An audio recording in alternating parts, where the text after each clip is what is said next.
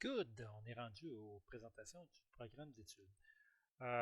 Comme vous voyez là, un gros 114 pages. Ne vous inquiétez pas, je ne vous passe pas une vidéo des 114 pages, loin de là. Au contraire, on va se diriger à une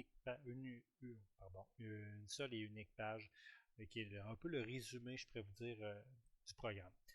Donc, ce fichier-là, si vous regardez vraiment dans votre première page Moodle, là, je vous ai donné le lien qui est accessible. Donc, pour ceux qui veulent aller le feuilleter, donc vous allez être capable d'aller revoir toute l'information que je vais vous montrer aujourd'hui.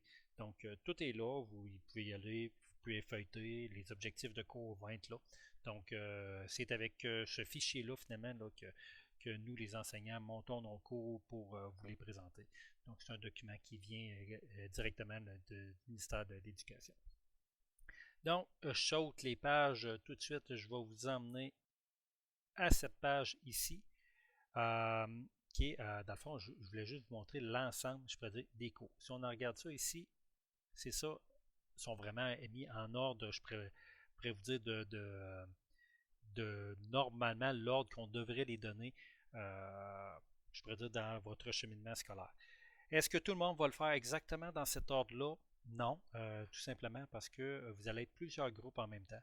Donc, pour une question de logistique, donc des fois, on va arriver, si je regarde juste ici, périphérique ou appareil mobile, si l'ensemble des étudiants ferait les cours je pourrais dire, de cellulaire en même temps, il y aurait une question de disponibilité des cellulaires. Donc, on essaie de, je pourrais dire, on a joué un petit peu avec l'ordre des cours pour dispatcher un petit peu l'ordre pour s'assurer que finalement, il ne manque pas d'équipement, puis quand vous arrivez là, mais que vous soyez capable de le faire. Donc, vous allez voir, je vais séparer ça en deux grandes séries de cours. On appelle ça des cours un peu plus généraux, on va appeler plus de savoir-être. Je vais vous les pointer. Les cours plus de savoir-être, c'est qu'on ne parle pas nécessairement d'informatique.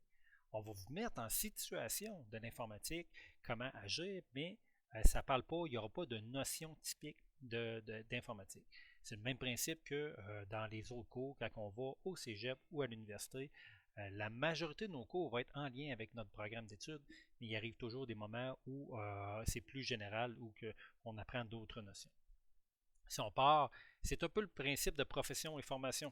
Donc, le cours que vous avez amorcé aujourd'hui, c'est un cours plus d'ordre général. Donc, vous allez voir au cours, on va parler de, oui, notre profession, c'est à quoi qu'on s'entend, c'est quoi les perspectives. On va parler beaucoup de CSST, de fonds de pension, mais on ne parlera pas uniquement de ça. Donc, ça en est un cours général.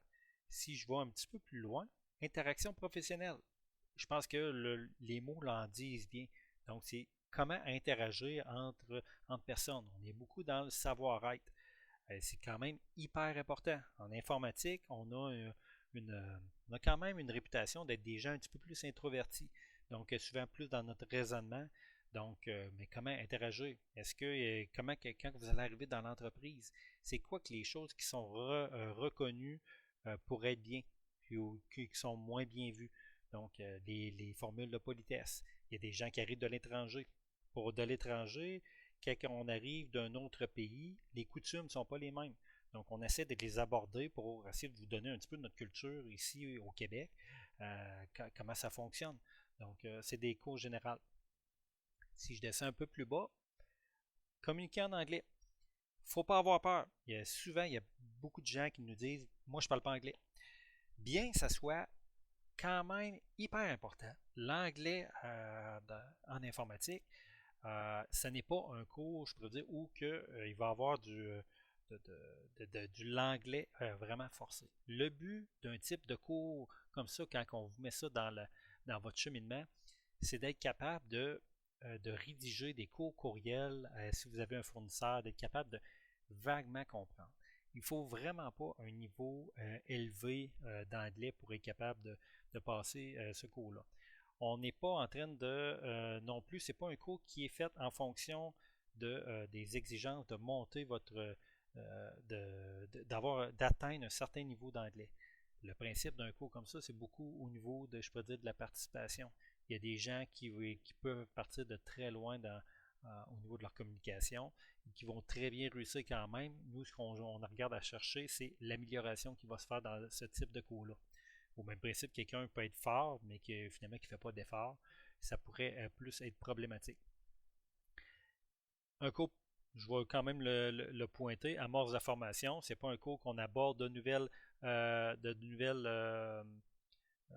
théories, c'est carrément un stage, donc un stage qu'on aborde là. Je descends un petit peu plus bas. On est beaucoup à... Non, c'est pas mal. Ça, c'est vraiment... et le dernier, intégration en milieu de travail, on est vraiment le stage 2, donc vraiment votre dernier cours. Si j'apprends du début, là, je vous ai juste montré les cours qui sont un petit peu plus généraux. Donc, on est vraiment comme on touche des notions générales. Après, donc, logiciel, essentiellement, logiciel de bureautique. Le cours essentiellement basé sur la suite Office. Donc, il n'est pas juste la suite Office, mais c'est je pourrais quand même un gros package. Donc, de vraiment bien maîtriser cette suite Office-là. La suite Office, c'est celle, je pourrais dire, c'est probablement le logiciel qui vient à peu près sur toutes les machines qu'on va retrouver en entreprise. La suite Office est constituée de Word, Excel, PowerPoint, Access, Teams, il vient là-dedans. On va avoir Publisher, Notes. Il y a d'autres petits logiciels qui se greffent, mais je pourrais vous dire c'est quand même la suite que tout le monde se sert. C'est marqué logiciel de bureautique, mais on ne vous cherche pas à faire de vous des secrétaires. Quand on va vous présenter comment travailler avec Word, il y a beaucoup de monde d'entre vous qui le savent déjà. C'est vraiment pas cette partie-là qu'on cherche à faire avec vous. C'est vraiment d'être capable d'aller dépanner. Il faut vraiment toujours, tous les cours qu'on va vous présenter, il faut vraiment toujours tourner notre esprit dans l'optique, le côté de la médaille que vous êtes en côté technicien. Quand on va parler de logiciel bureautique, il faut être capable avec les gens d'aider les gens, de les dépanner finalement. Ils ont des bugs, comment on fait la résolution de ce bug-là. Système d'exploitation, on va être, dans le fond, c'est tous les systèmes d'exploitation récents. Quand on dit système d'exploitation récent, la première chose qui nous vient en tête, bien sûr, c'est Windows. Et Windows est probablement constitué de peut-être 80-90% des machines. Donc, et évidemment que ça va être le cours est constitué majoritairement de toutes les fonctions avancées de Windows. Là, quand je dis les fonctions avancées, je ne vous demande pas, c'est pas un cours qu'on va être capable qu'on va juste regarder comment fonctionne Windows. Windows, vous le connaissez tous dans ses fonctions d'utilisateur. Il faut vraiment tourner notre minding pour être capable d'aller voir c'est quoi les fonctions comme technicien. Aller voir en arrière un petit peu plus loin, dans les fonctions je pourrais dire pour débugger. C'est quoi les GPO qu'on va être capable de faire? C'est quoi les outils administrateurs?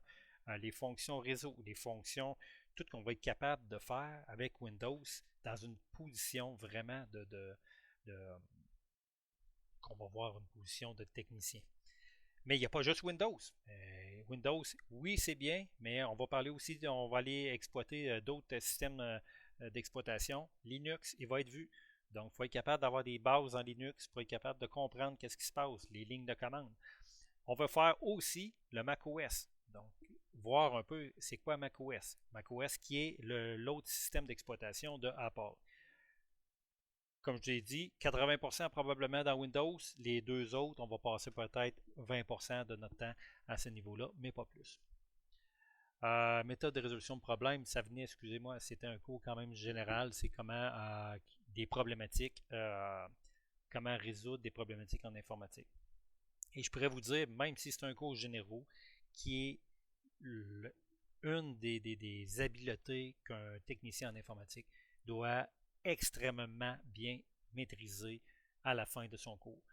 Dites-vous juste que quand le téléphone sonne et qu'on vous appelle, c'est jamais parce que ça va bien. Jamais parce que ça va bien. Il y a toujours un problème. Donc, comment résoudre les problèmes? Vraiment, il y a un cheminement dans notre tête qu'il faut être capable de toujours faire pour être capable de résoudre les problèmes. Vous allez résoudre des problèmes en physique, sur place. c'est les méthodes souvent les plus faciles. On est capable de voir, de toucher qu'est-ce qui se passe. Mais la majorité du temps, on va être à distance en dépannage et comment on va faire ça. Assemblage et installation d'un poste informatique, monter un PC. Donc, vraiment regarder toutes les pièces en détail d'un ordinateur. Comment ça se passe? Donc, qu'est-ce que le motherboard, qu'est-ce que c'est le processeur? Et vraiment regarder chacune des pièces, comment ça fonctionne, c'est quoi leur utilité. Euh, si vous devez en monter un de A à Z, c'est comment faire les branchements. Donc, on fait vraiment l'assemblage complet d'un poste. Premier cours de réseau. Donc, je peux vous dire, le réseau, aussitôt qu'on tombe dans l'entreprise, c'est l'une quand même des habiletés qu'on doit développer rapidement. Donc, premier cours de réseau qu'on va regarder tout comment ça fonctionne. Gestion des ressources informatiques, matériels et logiciels. Il y a des cours, on va regarder comment bâtir des inventaires à ce niveau-là. Donc, il y a toute la gestion des ressources, finalement, d'un parc informatique. Toutes les périphériques d'un ordinateur, comment ça fonctionne. C'est là qui vient complémentaire avec le cours d'hardware qui est ici. Donc, ici, on l'assemble, mais après, on va aller voir chacune des pièces plus en profondeur. Appareil mobile, c'est nouveau, vraiment comme dans l'industrie. Donc, c'est tout à regarder les iOS, donc tous les systèmes d'exploitation qui se fait pour Apple. Les systèmes d'exploitation de iPad, les systèmes d'exploitation des iWatch, les systèmes d'exploitation d'Android. Donc, comment, frère, je peux dire comment on est capable, si on a un client qui nous demande de faire des transferts, je viens de m'acheter un nouveau téléphone, c'est quoi les méthodes, on ne veut rien perdre, on va aller faire des backups. Donc, on va faire un cours à ce niveau-là. Commande de système et langage de script qui est en fait un cours de programmation. C'est le seul cours de programmation que vous allez faire. Donc, ça se peut qu'il y ait un petit peu de Python à travers. Mais essentiellement, ça va être ceux qui connaissent Windows, c'est la fameuse écran bleu ou l'écran noir qui est du PowerShell ou tout l'environnement qu'on pourrait dire DOS qui est en arrière. Donc, comment se débrouiller en ligne de commande, c'est quand même super important. Comment faire des batch files. C'est un système, un langage de programmation qui est en arrière de Windows qu'il faut bien comprendre. Virtualisation. Un concept, un cours qui est dédié tout au concept de virtualisation. C'est quoi la virtualisation? C'est être capable, simplement avec un ordinateur physique, mais avoir qui pourrait se décupler en plusieurs ordinateurs virtuels. Donc, avec simplement, je pourrais dire une machine, on pourrait avoir 2, 3, 4, 10 ordinateurs qui fonctionnent en même temps, mais uniquement avec un boîtier. Donc, c'est un concept qui est un petit peu plus abstrait. On ne voit pas beaucoup ça au niveau particulier. On va voir ça beaucoup plus au niveau des entreprises, typiquement au niveau des serveurs. Parce que d'un serveur, on va avoir un serveur physique qu'on va être capable d'avoir, mais à l'intérieur de ça, question de sécurité, il peut avoir 2, 3, 5, 20, 30, 200 machines qui vont fonctionner en même temps, 200 Windows, comme on pourrait dire, qui sont toutes indépendantes l'une de l'autre. Donc, c'est un concept à bien comprendre parce qu'au niveau des entreprises, ça fonctionne beaucoup comme ça. Serveur, gestion des accès. Donc, on est beaucoup dans Windows Server de comment donner des accès à des dossiers à quelqu'un. Ça dit gérer les accès. Donc, vraiment gérer de la sécurité par rapport à un serveur. Base de données. Essentiellement, ceux qui connaissent le logiciel Access, qui est moins connu parce que c'est le logiciel le plus avancé de la suite Office. Et gérer une base de données, c'est quoi pour une entreprise? C'est qu'à chaque fois que l'entreprise crée un nouveau client, qui crée une nouvelle facture, c'est une méthode d'organisation de données, finalement, comme à l'époque, on appelait ça des gros classeurs à papier. Donc, comment on organise ça dans un gros classeur pour être capable de faire des liens ensemble. Tel client est associé à telle facture, associé à telle soumission. Donc, un gros classeur à papier, mais qui est tout sous la forme de virtuel pour être capable de tout rentrer ça ensemble. Et ça va nous permettre d'une entreprise de vraiment être capable d'aller chercher des données très spécifiques Quelqu'un qui gère une base de données, c'est un métier quand même assez compliqué, mais on pourrait arriver dans une entreprise de vouloir savoir c'est qui nos clients qui ne nous ont pas acheté depuis 30 jours. Avec un bon système de base de données, on va être capable d'aller chercher directement c'est qui nos clients, c'est qui nos meilleurs clients. On est capable de vraiment spécifier. Déploiement de logiciels. En fait, au particulier, on ne voit pas ça. Mais dites-vous que quand on arrive d'une entreprise, qu'on a un parc informatique de 100, 200, 300 ordinateurs, voire plus, lorsqu'on veut formater un Windows, formater, ce qui veut dire effacer l'ensemble de l'ordinateur des disques durs et recommencer avec une nouvelle version de Windows. Au particulier, quand on veut faire ça, on insère une clé USB. Vous allez l'avoir faite dans le cours de système récent. On installe, on clique, ça prend environ 1 heure, 2 heures, tout dépendamment de nos habiletés. Et au bout de ça, on a passé à travers. Mais dites-vous juste que si on était dans une entreprise, ça serait complètement impensable si on a 300 machines de passer 2 heures en avant de chacune des machines. Donc, il existe des systèmes qu'on appelle de déploiement de masse. Donc, on est capable, avec un seul ordinateur à distance, uniquement via le système de réseau, d'envoyer tous les systèmes d'exploitation en même temps qui vont se déployer. Juste pour vous donner une référence, on a une centaine d'ordinateurs actuellement sur le plancher. Et lorsqu'on veut faire un formatage complet de bord en bord, ça nous prend environ, j'ai envie de vous dire, le configurer, tous nos paramètres, peut-être une dizaine de minutes. Et à partir du moment qu'on clique sur le bouton, les centaines d'ordinateurs se formatent ensemble en l'espace de peut-être, j'ai envie de vous dire, 25 à 30 minutes. Et après ça, l'ensemble est fait, les mises à jour ont été faites. C'est quelque chose qui nous rend la vie beaucoup plus simple. C'est facile à comprendre, dit comme ça, mais quand on arrive, le gros bout à faire, c'est toute la configuration. Donc, c'est vous qui allez le faire ici. Démarche, assistance technique à la clientèle, c'est comment tout donner